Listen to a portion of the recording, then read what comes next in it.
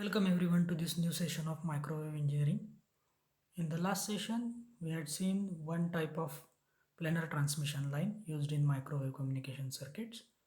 That type was strip line, and then we saw its analysis and design.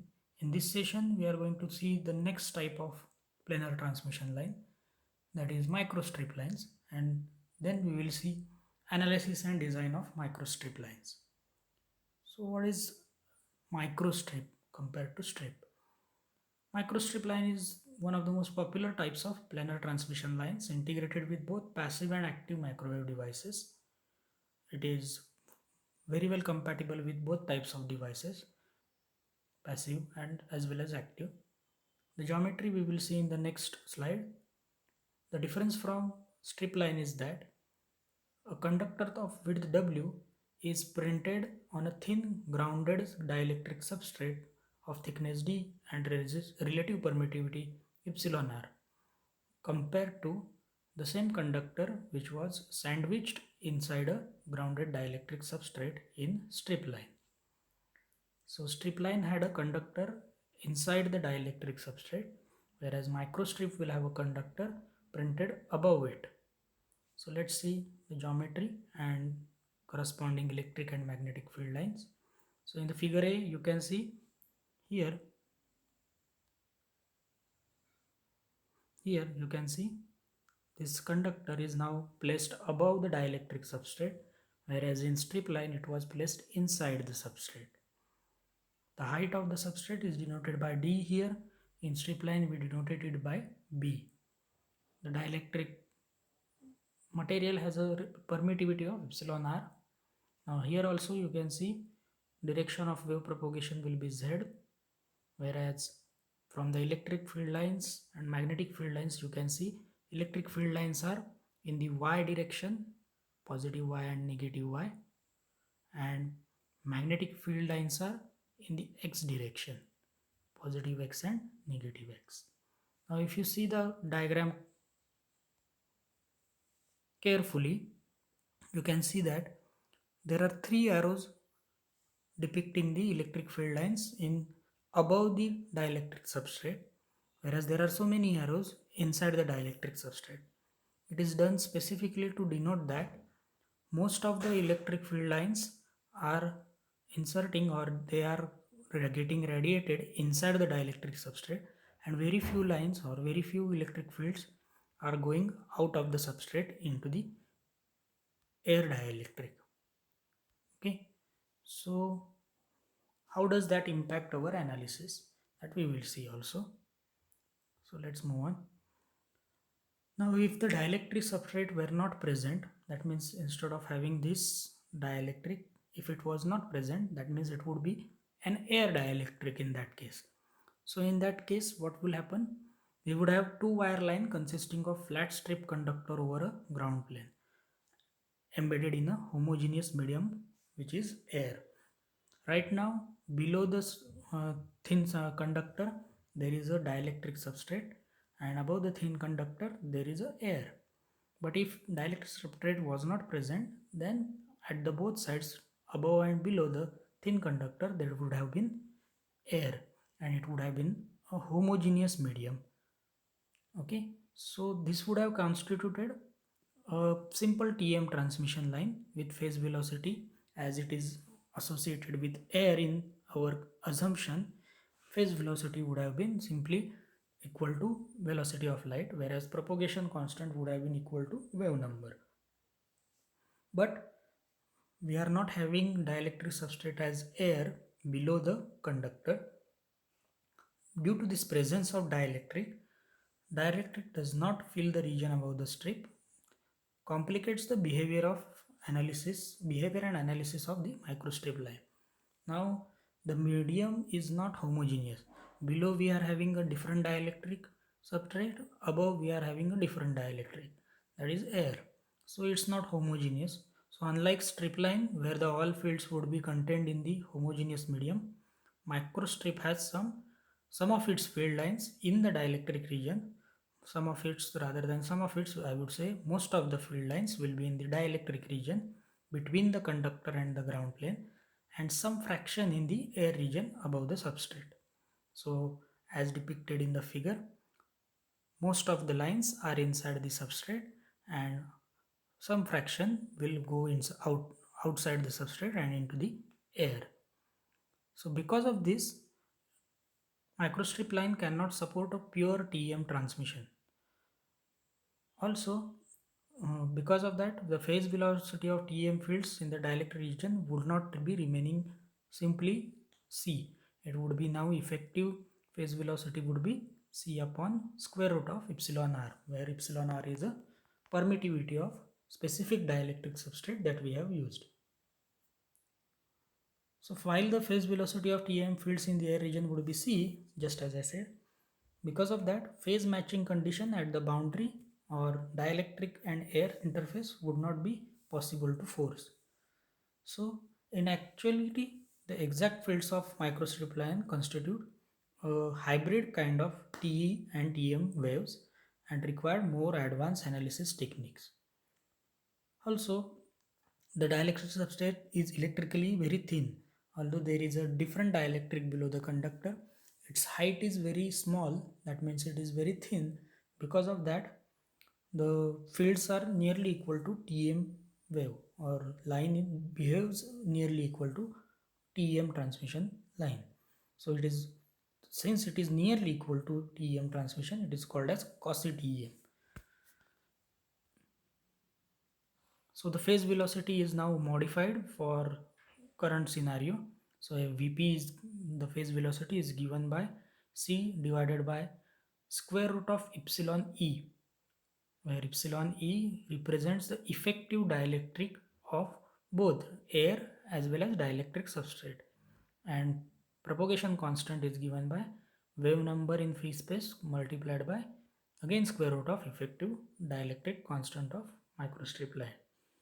Now one thing to note, this effect of combination of air and dielectric substrate will mean that this effective dielectric constant will be between 1, which is a dielectric constant of air, and dielectric constant of the dielectric substrate, which is used below the conductor.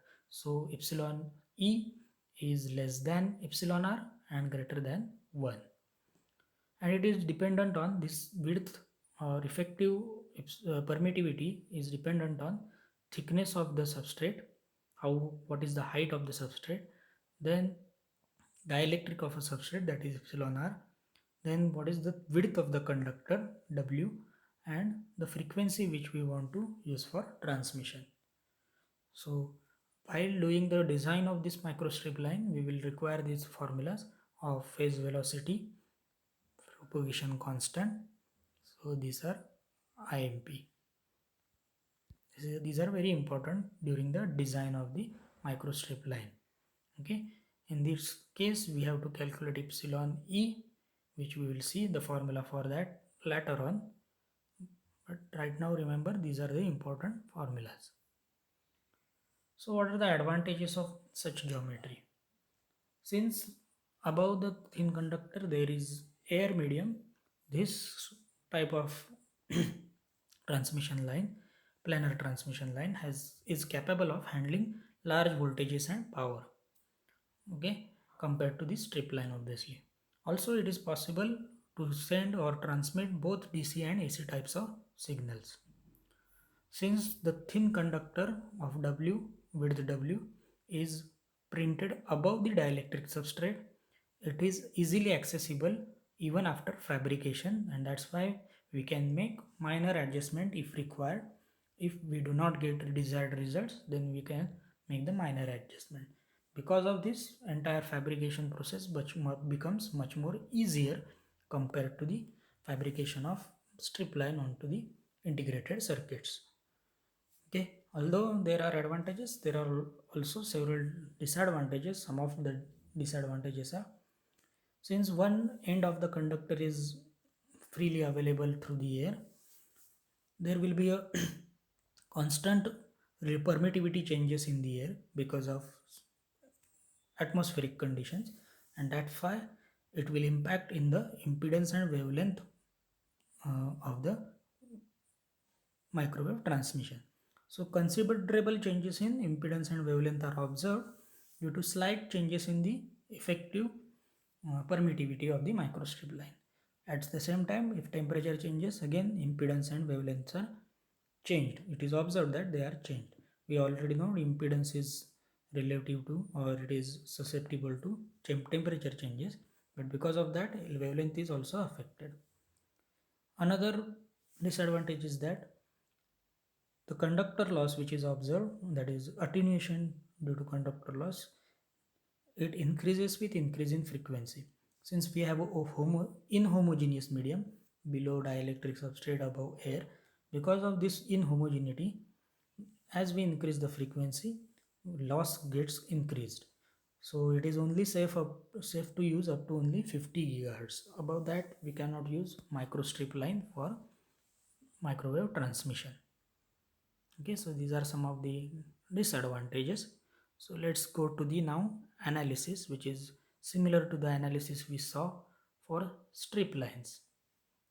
Now key part in this analysis is we have already seen formulas for phase velocity and formulas for propagation constant. Phase velocity is c by square root of epsilon e, and propagation constant is square root of epsilon e into k0, that is wave number in free space.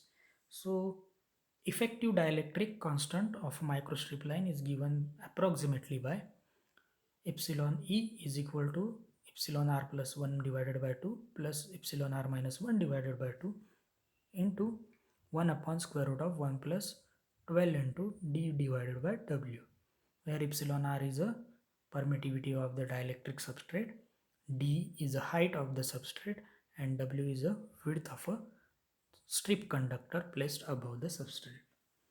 So this effective dielectric constant can be interpreted as dielectric constant of homogeneous medium that equivalently replaces the different dielectrics of air and dielectric substrate below the conductor.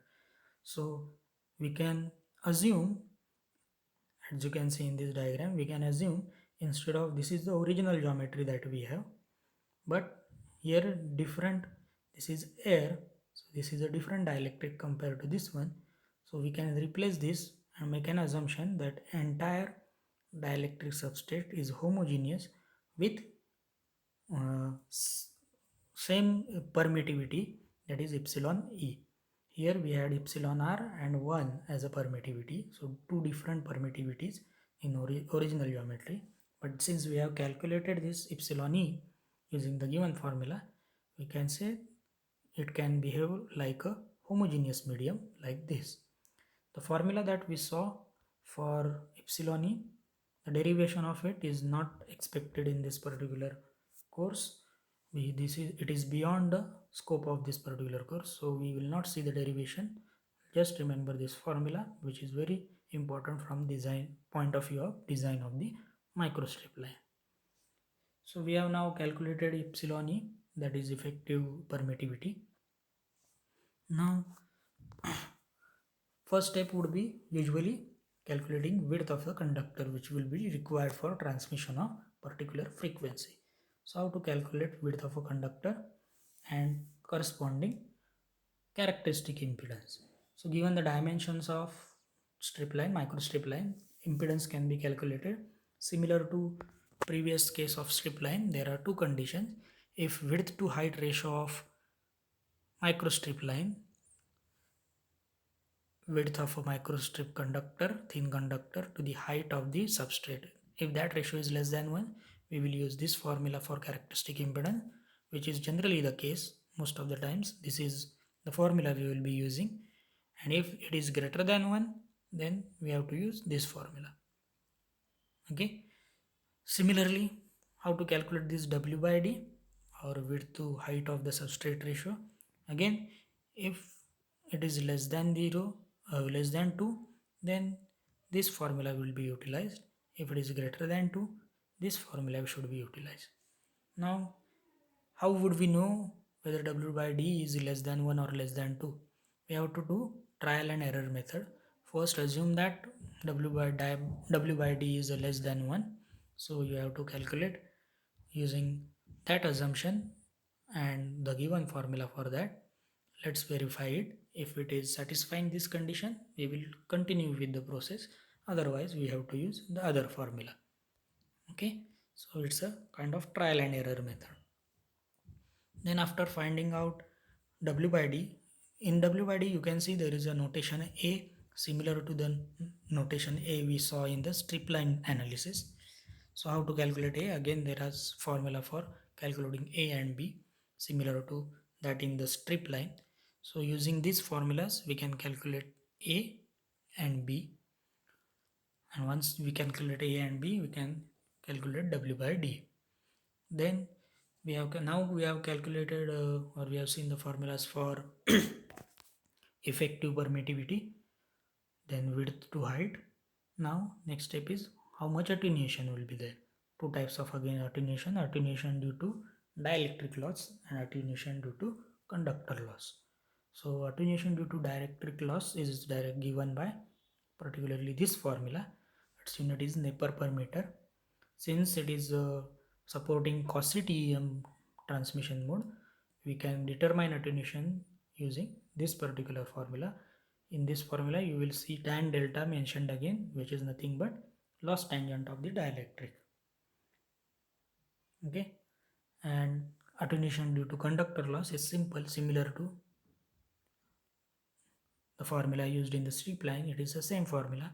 RS is alpha C is equal to RS upon characteristic impedance into width of a conductor, where RS is the surface resistance of the conductor given by this particular formula. So three major formulas and several sub formulas involved in this one.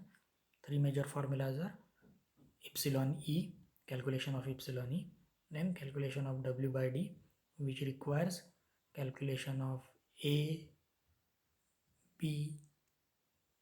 Okay, so that if we calculate, we can calculate W by D. Now then after that we have to calculate the attenuation. So total attenuation will be alpha D plus alpha C. Okay, so once we calculate this, our design will be complete. So let's see an example how to design, that is how to calculate all this and design a microstrip line that we are going to see now. So take an example, design a microstrip line on a 0.5 mm alumina substrate. So dielectric substrate used in this case is alumina, which is having 0.5 mm height. So as you can see, height is very small. Epsilon r is 9.9 given. Loss tangent is given as 0.001. For a 50 ohm characteristic impedance, so Z0 is also given. So find the length of this line required to produce a phase delay of 270 degree at 10 gigahertz. Compute the total loss on this line assuming copper conductors. So this design problem is similar to that of strip line. So let's see what is given and what is to be found out. So given data is, first of all, height of the substrate, that is 0.5 mm. As I said, epsilon r is given 9.9, loss tangent is given 0.001, characteristic impedance is given 50, phase delay is given 270, and frequency is given 10 gigahertz. What needs to be found?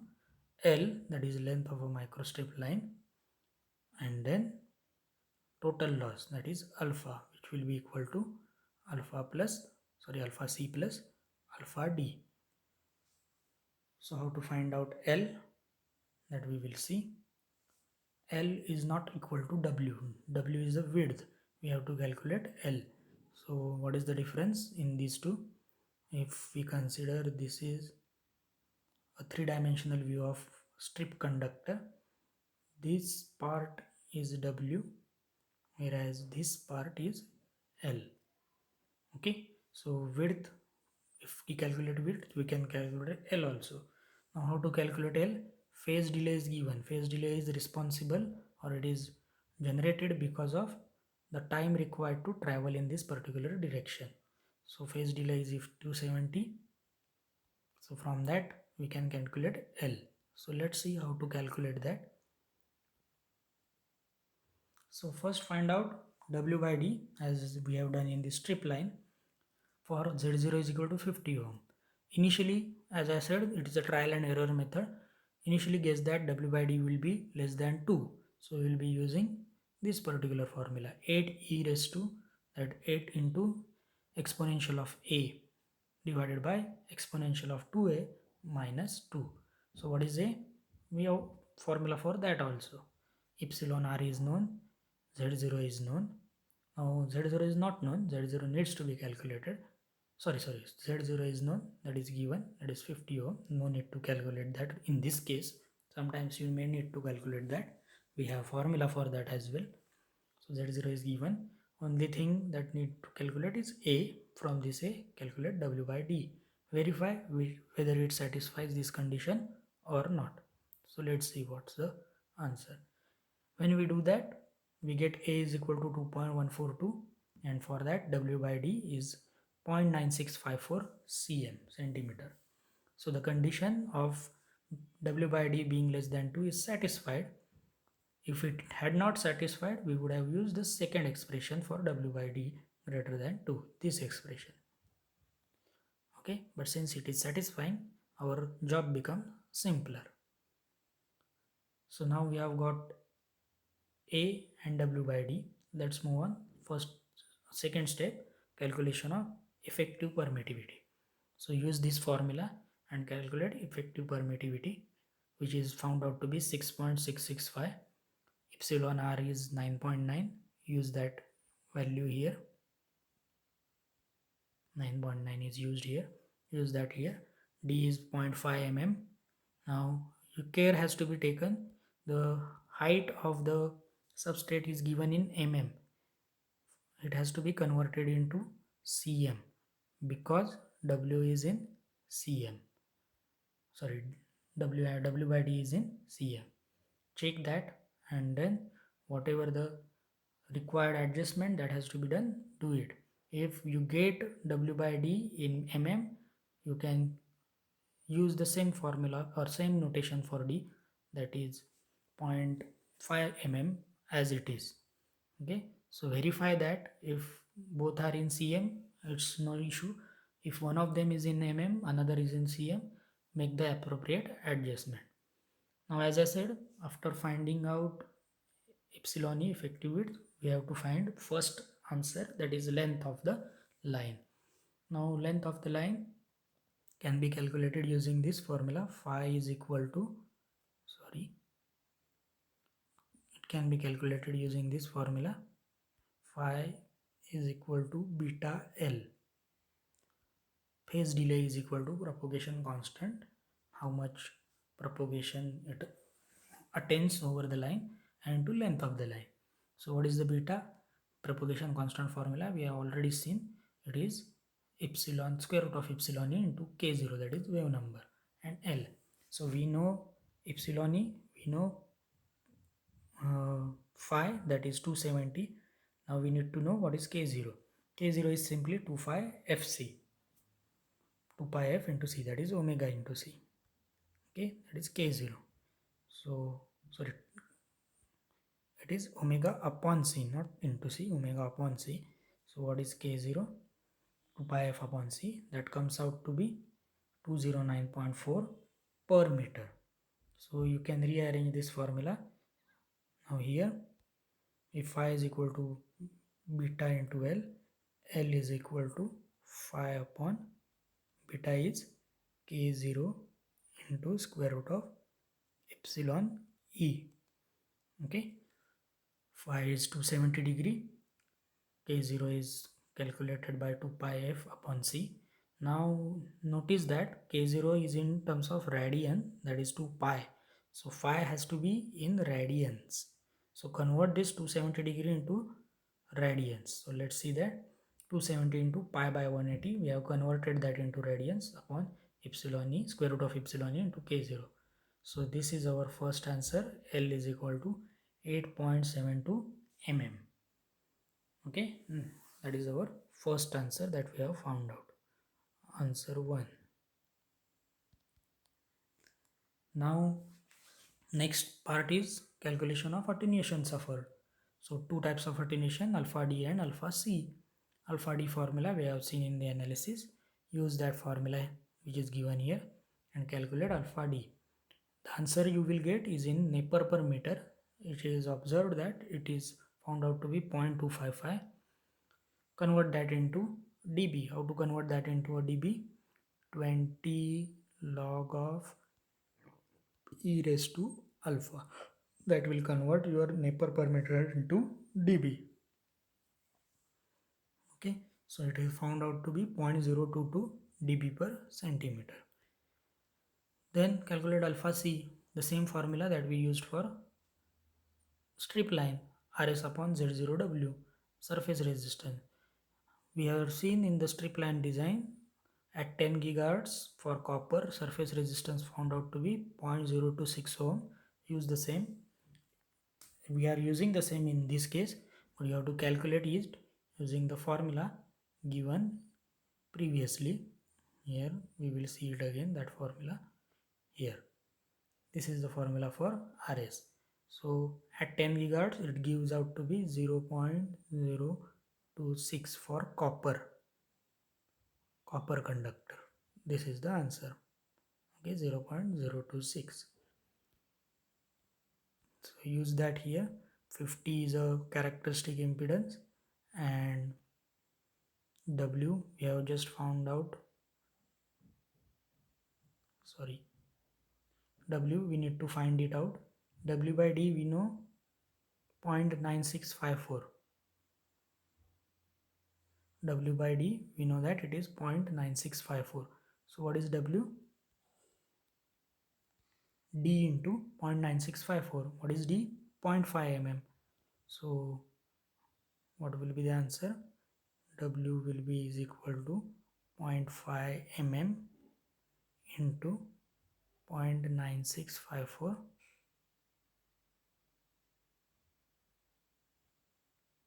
Whatever that answer comes, substitute it here and find out alpha C. It was found out that alpha C came out to be 0.0108 Napier per centimeter, considering centimeter notation. Convert it into again dB format by using same formula, that is 20 log of e raised to alpha. You will get 0.094 dB per centimeter. Now both alpha C and alpha D are found out. Calculate the total loss on the line. Simply add these two, 0.022 and 0.094. You will get the answer for total loss. That is our answer 2. This is answer 1. Okay, so both answers have been found out. This is how the design of strip line should be done. So micro strip line, design of micro strip line should be done. Micro strip line will have a length of 8.72 mm, width of 0.5 mm. This is the dimensions of the conductor above this substrate alumina. Okay, copper conductor above the substrate alumina, and the total loss this line will suffer for 10 gigahertz frequency is 0.101 dB. Okay, so that's all for a micro strip line. That's all for today. If you have any queries, you can comment on this video. Thank you.